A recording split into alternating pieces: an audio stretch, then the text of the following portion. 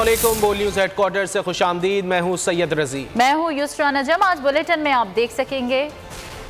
Bulletin का आगाज करेंगे। पाकिस्तान में कोरोना खतरनाक होने लगा, मरीजों की शरह तेजी से बढ़ने लगी। मुल्क में एक दिन के दौरान मजीद 7,586 अफराद मोहलिक वबा से मुतासिर हुए। NCOC के मुताबिक 24 घंटे के दौरान कोरोना के मस्बत मरीजों की शरह 13% रही। एक दिन में 58,334 टेस्ट। मोहलिक वबा से मजीद 20 अफराद इंतकाल कर गए। मजमूई तौर पर मरने वालों की तादाद 29,098 हो गई। 1,086 मरीजों की हालत अब भी तशवीशनाक है। पाकिस्तान में कोरोना खतरनाक सूरत हाल इख्तियार करता जा रहा है। मरीजों की शरह तेजी से बढ़ रही है।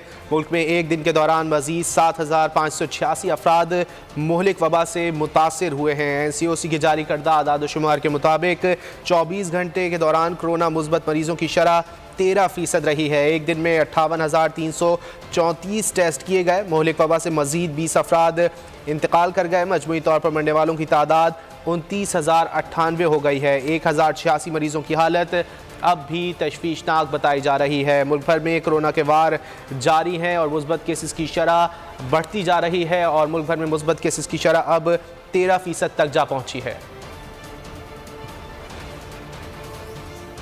और मुल्क में कोरोना ने खतरनाक शक्ल इख्तियार की तो NCOC भी मुतहरिक हो गया। मसाजिद और इबादत गाहों के लिए ज़रूरी SOPs नाफिज कर दिए।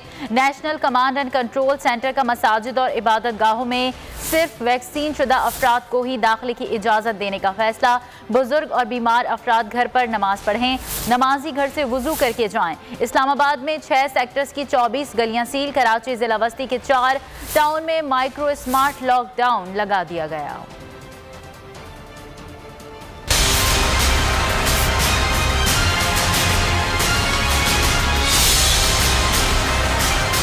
कोरोना की बिगड़ती सूरत हाल पर काबू पाने का मिशन। NCOC ने अहम फैसले कर लिए। नई SOPs का ऐलान कर दिया। अब सिर्फ वैक्सीनेटेड अफराद को मसाजिद और इबादत गाहों में जाने की इजाज़त होगी। NCOC के अहम इजलास में कोरोना वायरस की सूरत हाल पर तफसीली जायजा लिया गया। फैसला किया गया कि नमाजियों के लिए मास्क पहनना लाजिम, जबकि मसाजिद इबादत गाहों से कालीन भी हटा दिए जाएंगे। 6 फीट के फासले को बरकरार रखा जाएगा। बुजुर्ग और बीमार अफराद घर पर नमाज पढ़ेंगे, घर से वजू कर जाएंगे। खुतबा जुम्मा भी मुख्तसर रखा जाएगा। दूसरी जानिब वफाकी दारुल-हुकूमत इस्लामाबाद में कोरोना केसेस की शरह में मुसलसल इजाफे से जिला इंतजामिया ने मुख्तलिफ सेक्टर्स की 24 गलियों को स्मार्ट लॉकडाउन के जरिए सील कर दिया है। कराची में कोरोना का फैलाव मजीद तेज हुआ तो जिला बस्ती के 4 टाउन में 5 फरवरी तक माइक्रो स्मार्ट लॉकडाउन नाफिज कर दिया गया। गुलबर्ग, नॉर्थ कराची, लियाकताबाद और नॉर्थ नाजिबाद की मुख्तलिफ रिहायशी यूनिट्स में स्मार्ट लॉकडाउन होगा। मुतासर रिहायशी यूनिट्स में तमाम अफराद को मास्क पहनना लाजमी होगा। नोटिफिकेशन के मुताबिक शहरियों की गैर जरूरी नकलो हरकत पर पाबंदी होगी। मुल्क भर में कोरोना केसेस में तेजी से इजाफा। डॉक्टर्स, नर्सेज, सियासतदान सब लपेट में आने लगे। शहर कायद केसेस में सबसे आगे शरह 45% हो गई। कौमी इदारा बराए अमराज क़ल्ब के 41 डॉक्टर्स और 8 नर्सेज खतरनाक वायरस का शिकार हो गई। वफाकी वजीर खुसरो बख्तियार और साबिक डिप्टी स्पीकर मुर्तज़ा जावेद अब्बासी भी कोरोना में मुब्तला हो गए, खुद को करंतना कर लिया।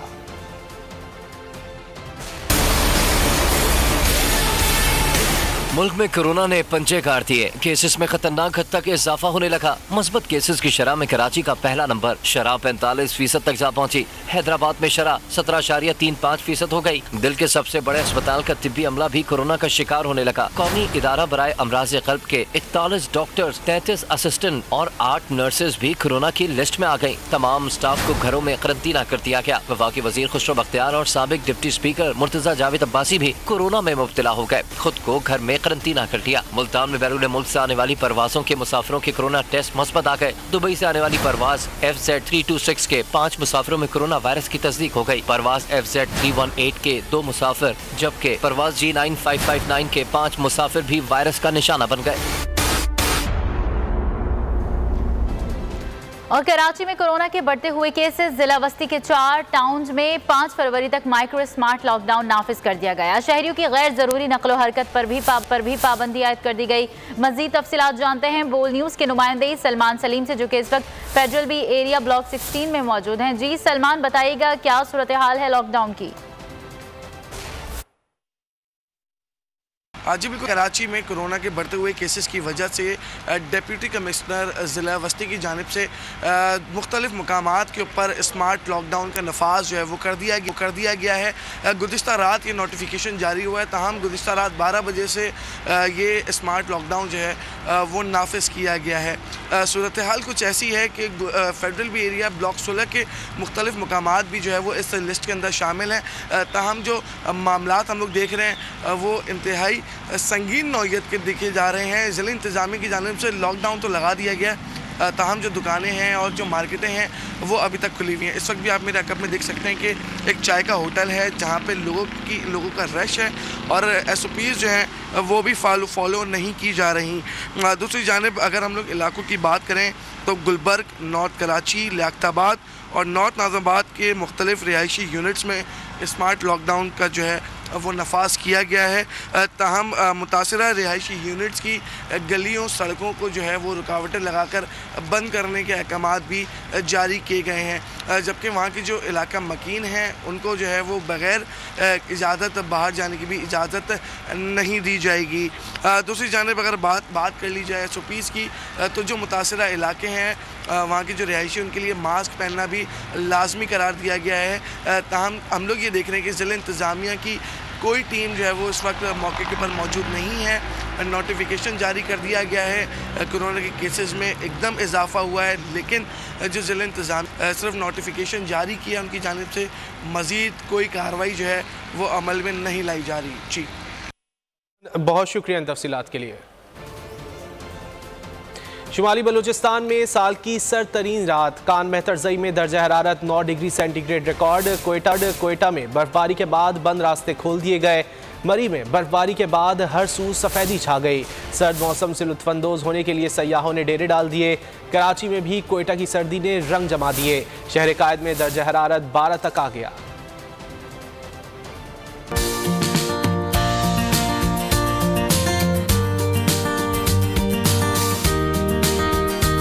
मौसम सर्द, दिलकश नज़ारे, बर्फबारी के अंदाज निराले। मलका कोसार मरी में चंद दिन के वक्फे के बाद बर्फबारी। आज़ाद कश्मीर, शिमाली वज़ीरिस्तान और गिलगित बल्तिस्तान में आसमान से रुई के गालों की बरसात, सयाहों की मौज मस्तियाँ।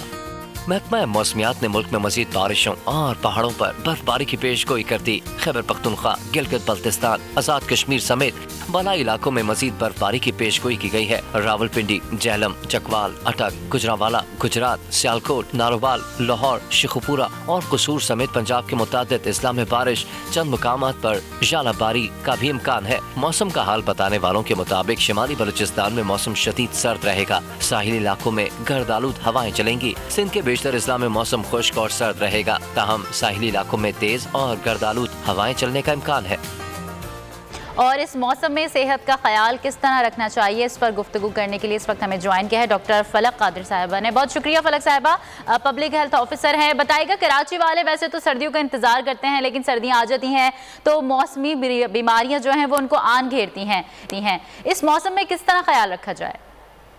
जी देखिए, मौसम में आपको अपना सेहत का ख्याल इस तरह करना है, जैसे एक्सट्रीम सर्दियाँ चल रही हैं तो अपनी बॉडी को जो है वार्म अप करने के लिए बहुत ज़्यादा आपको जो है वो डाइट ऐसी इस्तेमाल करनी है जो आपकी बॉडी के लिए वार्म अप करने के लिए हेल्पफुल हो। ड्राई फ्रूट्स का इस्तेमाल करें, सूप का इस्तेमाल करें, कॉफ़ी का इस्तेमाल करें और कोशिश ये करें कि ज़्यादा से ज़्यादा घर में रहें, आउटिंग ना करें। और उसके साथ साथ जो है जो कोविड फैला हुआ है, ओमिक्रॉन एक वेव फैली हुई है, तो बहुत सारे लोग जो है वो ऑब्वियस सी बात है क्लोज वेंटिलेशन में रहते हैं, खिड़की दरवाजे बंद होते हैं, तो उसमें भी ज़रा केयरफुल रहना है। दूसरे को फ्लू भी और भी बीमारियां होने का ख़तरा होता है। और इसके साथ मैं आपको ये बताती चलूँ कि जब सर्दी हो तो सर्दी में छोटे बच्चों की बहुत केयर करनी है। उनको एक्स्ट्रा जो है सर्दी का जो लिबास होता है जिससे बॉडी वार्म रहती है, तो वो बड़ा आपको केयरफुल रहना है इसके मामले में, छोटे बच्चों के मामलात में। डॉक्टर साहब, वबाई सूरत हाल है, दूसरी जाने मौसमी बीमारियां भी फैल रही हैं, फ़र्क कैसे किया जाए इन दोनों में कि कोरोना है या फिर ये मौसमी बीमारी का शिकार हुआ है कोई भी शख्स? आपका बहुत अच्छा सवाल है। एक्चुअली देखें, कोविड में और फ्लू में काफ़ी डिफरेंस है, क्योंकि कोविड में आपकी स्मेल एंड जो टेस्ट है वो आपको चला जाता है, जबकि आप अगर फ्लू की आप बीमारी देखी जाए तो उसमें जस्ट आपको फीवर होगा एंड नज़ला ज़ुकाम होता है। तो कोविड में और लेथार्जी ज़्यादा हो जाती है बॉडी में। जिसको बिल्कुल माइल्ड सिम्टम्स होते हैं तो वो फिर भी इतना ज़्यादा डिफ्रेंशिएट नहीं किया जाता, पर अगर ओमिक्रॉन है या कोई भी ऐसी सिवियर बीमारी है जो कोविड है तो उसमें और फ्लू में बहुत ज़्यादा डिफरेंस है। मीन्स के बॉडी एक आप बहुत ज़्यादा होता है, आपको फीवर हाई ग्रेड होता है और फील होता है कि आपको बहुत ज़्यादा जॉइंट पेन हो रहा है।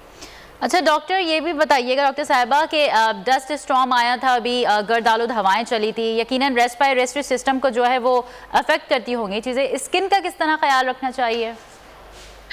देखिए, स्किन की बीमारियां भी सर्दियों में बहुत ज़्यादा बढ़ जाती हैं। इसमें आपको यानी सर्दियों में ड्राई हो जाती है, बहुत सारे लोगों को स्किन के डिसऑर्डर्स भी होते हैं।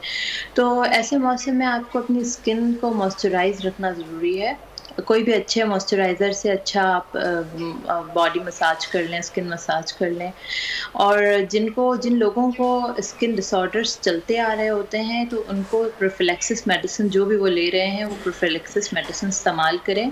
अपना चेकअप भी करवा लें डॉक्टर से, जो डर्माटोलॉजिस्ट हैं उनसे, ताकि जो है वो डिफरेंट तरह के स्किन डिसऑर्डर से वो बच सकें।